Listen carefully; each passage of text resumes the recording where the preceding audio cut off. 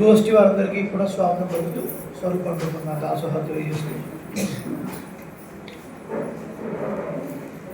సీతాదేవిని వెతుక్కుంటూ రామలక్ష్మణులు అడవిలో సంచరిస్తూ ఉండగా రక్తపు మడుగులో కనబడతాడు జటాయుడు. తెలిసిన విషయాన్ని జీర్ణించుకోలేని శ్రీరాముడు రాఘవ శోక సంతప్తో విలలాపాకులేంద్రియ ఆకులేంద్రియ అంటే డిస్టర్బ్డ్ మైండ్ అన్నమాట. చాలా శోకించను, చలించిన మనస్సు గలవాడే పిచ్చివాడి వల్లే శోకించను. హా సీత హా సీత. పరమాత్మే అని మనుష్య విడంబనంతో ఈ లోకంలో అవతరించాడు. అలా భార్య వియోగాన్ని తట్టుకోలేని శ్రీరామచంద్రమూర్తి ఘోరంగా విలపించాను. ఆకులేంద్రియ డిస్టర్బ్డ్ మైండ్ అని అర్థం.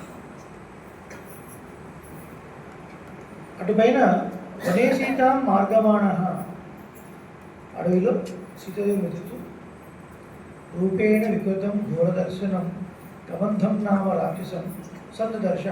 ఘోరమైనటువంటి రూపాన్ని కలిగినటువంటి కబంధుడిని చూచాను.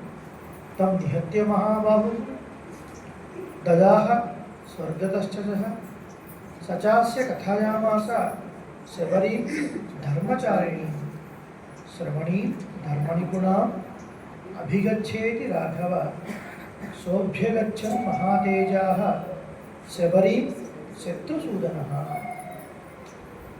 దృఢమైన భుజములు కలిగినటువంటి రామచంద్రమూర్తి ఆ కబంధుడిని సంహరించి వాడిని దహనం చేసి అటుపైన శాపవిమోచనం అయిపోయిన తర్వాత కబంధుడు రాముడు చూస్తూ ఉండగానే దివ్యమైన విమానంలో స్వర్గానికి వెళ్ళిపోయాడు.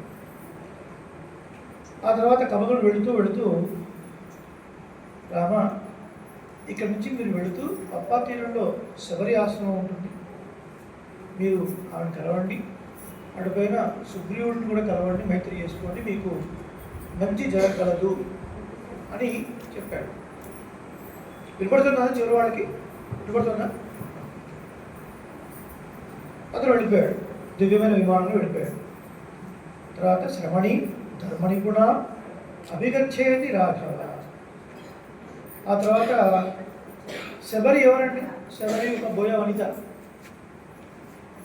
మతంగ మహర్షి యొక్క శిష్యురాలు, సేవ చేస్తూ ఉండేది.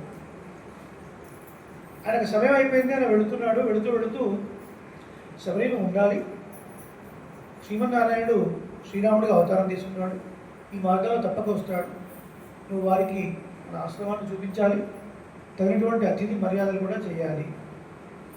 ఎప్పుడు వస్తాడు, ఏమిటి, తిథి, వారం, నక్షత్రం ఏమి చెప్తాడు. వస్తాడు, నువ్వు ఉండు, అంతే. శ్రీరామాయణంలో కొన్ని విశేషాలు చాలా ఆశ్చర్యంగా పడతాయి. సంపాతి రెక్కలు విరిగిపోయి విద్యాపర్వతం మీద పడినప్పుడు కూడా ఇక నా జన్మ ఎందుకు, అక్కడ ఒక మహర్షి ఆశ్రమం ఉంటుంది, ఎందుకు స్వామి నేను బతికి.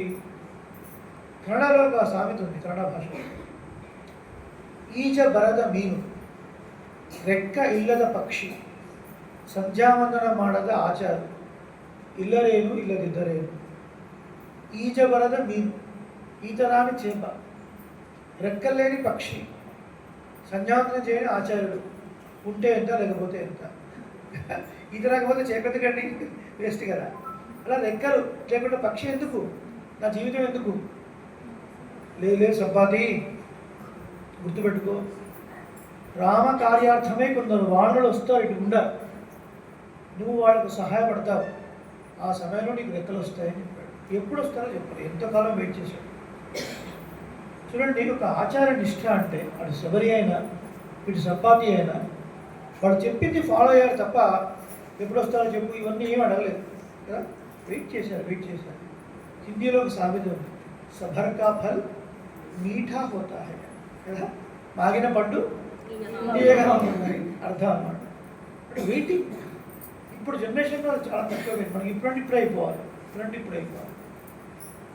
పెద్దగా మాట మీద ఒక నమ్మకం, ఒక విశ్వాసం అనేది సన్నగిలుతున్నటువంటి రోజులు ఇవన్నీ. ఎన్నిసార్లు వింటే, ఎంతమంది దగ్గర వింటే, ఎన్ని కొత్త కోణాల్లో వింటే మనకి ఈ విషయాలు గుర్తుంటాయి. కాబట్టి వీలైనంత వరకు అప్పుడప్పుడన్నా కొంచెం పిల్లల్ని కూడా కొంచెం ఇన్వాల్వ్ చేస్తూ ఉండాలి ఇలాంటి వాటిలో కదా. పిల్లలు కూడా వస్తూ ఉంటాయి. కొద్దిగా దేవాలయం వెళుతున్నప్పుడు కొంచెం సంప్రదాయం మినిమం ఒక లాల్చీ పైజామా పిల్లలకి, మరి ధోతి కట్టుకోమని పిల్లలు ఇప్పుడు సిగ్గుపడతారు కాబట్టి మినిమం ఓ లాల్చీ పైజామా నార్మల్ డ్రెస్తో చక్కగా బొట్టు పెట్టుకుని తిరగ దానితో దేవాలయానికి వెళ్ళటం, వాళ్ళు తీసుకుని వెళ్ళటం, మన సంప్రదాయం గురించి కొద్దిగా వాడికి చెప్తూ ఉండాలి. ఎంత ఆచరణ ఇష్టం లేకపోతే సంపాతి వెయిట్ చేశాడు. ఆ తర్వాత కాలంలో వాళ్ళు హెల్ప్ చేసిన తర్వాత రెక్కలు వస్తాయని చెప్పాడు మహర్షి, కానీ బంగారు రెక్కలు వచ్చాయి సంపాతి కదా. ఎంత స్ట్రాంగ్ రెక్కలు. శబరి కూడా వెయిట్ చేసింది. శబరి యొక్క ఆశ్రమానికి వెళ్ళాలి శ్రీరాముడు. ఆ క్రమంలో పంపా తీరం కూడా వెళ్తున్నాడు. వెళ్ళి ఆమెను దర్శించుకొని ధర్మమును ఆచరించేటువంటి శబరిని గురించి కలవమని చెప్పిన తర్వాత సౌభ్యగచ్చన్ మహాతేజా శబరి శత్రుసూదన, గొప్ప తేజస్సు ప్రతాపం కలిగినటువంటి వాడు, శత్రు వినాశకుడు అన్నటువంటి ఆ రామచంద్రమూర్తి శబరి వద్దకు వెళ్ళాడు.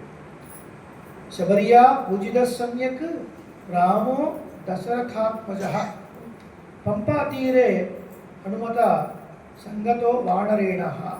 ఇప్పుడు 57 అయిపోయినాయంటే ఏమైపోయినాయండి? 4 జగాలు అయిపోయింది. ఈ 55 నుంచి మనం చెప్పుకోవాలి కదా. కిష్కిందాక స్టార్ట్ చేద్దాం. మన ఉపదేశం అయిన తర్వాత నీ గురించి